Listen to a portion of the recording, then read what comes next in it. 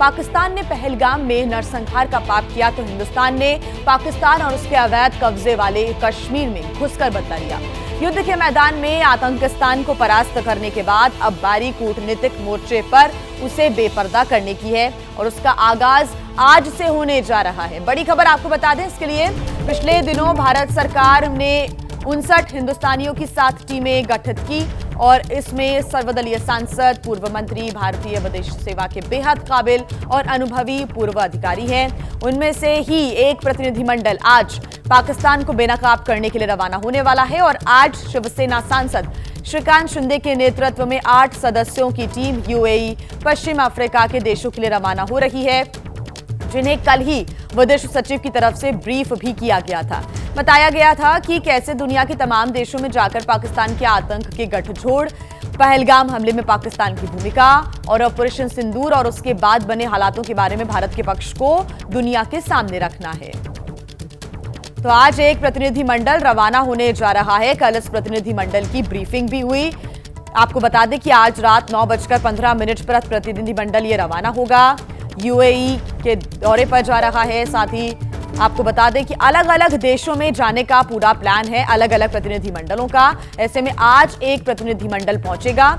श्रीकांत शिंदे की अगुवाई वाला प्रतिनिधिमंडल आज जाएगा यूएई और पश्चिमी अफ्रीका के देशों में यह प्रतिनिधिमंडल जाएगा।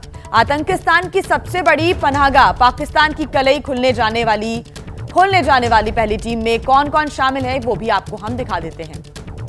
आपको बता दें कि इसके अगुवा यानी कि जो लीडर हैं वो हैं डॉक्टर श्रीकांत शिंदे। इन्हीं के नेतृत्व में पूरा डेलीगेशन जा रहा है। पेशे से डॉक्टर हैं और महाराष्ट्र कल्याण सीट से शिवसेना के लोकसभा सांसद हैं। वो उप मुख्यमंत्री और पार्टी प्रमुख एकनाथ शिंदे के बेटे हैं। श्रीकांत लगातार तीसरी बार लोकसभा के लिए चुने गए हैं। उनके साथ नई दिल्ली सीट से बीजेपी की लोकसभा सांसद बांसुरी स्वराज, केरला की मलप्पुरम सीट से चौथी बार के आईयूएमएल सांसद ईटी मोहम्मद बशीर, यूपी के गाजियाबाद सीट से बीजेपी सांसद अतुल गर्ग, बीजेडी के राज्यसभा सांसद सस्मित पात्रा, बिहार से बीजेपी के राज्यसभा सांसद और बार काउंसिल ऑफ इंडिया के अध्यक्ष मनन कुमार मिश्रा, पूर्व केंद्रीय मंत्री एस अहलूवालिया और पूर्व राजनयिक और अभी मनोहर पर्रिकर रक्षा अध्ययन और विश्लेषण संस्थान के महानिदेशक सुजान चिनॉय शामिल हैं।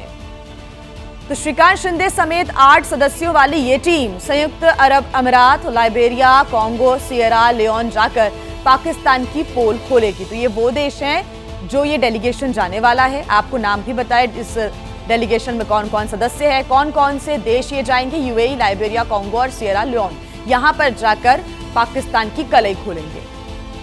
तो भारत की डिप्लोमेटिक स्ट्राइक का मकसद आखिर क्या है वो भी आपको हम बता दें। दरअसल आतंकवाद के खिलाफ जीरो टॉलरेंस की हमेशा से ही भारत की नीति रही है। पाकिस्तान प्रायोजित आतंकवाद के सबूत यहां पर पेश किए जाएंगे इस पूरे दौरे के दौरान। पहलगाम आतंकी हमले में पाकिस्तान की साजिश को बेपर्दा किया जाएगा।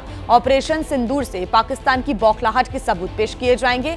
आम नागरिकों पर कैसे पाकिस्तान की तरफ से गोलाबारी हुई उसके प्रमाण रखे जाएंगे। पाकिस्तान की झूठी नकली थ्योरी को बेनकाब करना इस डेलीगेशन का, इस दौरे का मकसद है।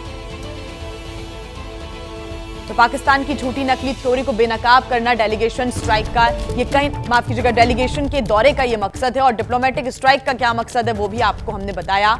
आज एक प्रतिनिधिमंडल रात 9:15 पर रवाना होगा। ये डेलीगेशन जो कि श्रीकांत शिंदे के लीडरशिप में जा रहा है, उनके नेतृत्व में जा रहा है, आज रात 9:15 पर यह प्रतिनिधिमंडल रवाना होगा। आपको बता दें कि ऐसे 7 प्रतिनिधिमंडलों का गठन किया गया है जिसमें 59 सांसद, नेता, राजदूत, पूर्व अधिकारी सभी शामिल हैं जो कि दुनिया के अलग अलग देशों में जाएंगे और पाकिस्तान के खिलाफ सबूत को पेश करेंगे कि कैसे पाकिस्तान ने आम नागरिकों को निशाना बनाने की कोशिश की, लेकिन भारत ने उन तमाम हमलों को नाकाम कर दिया।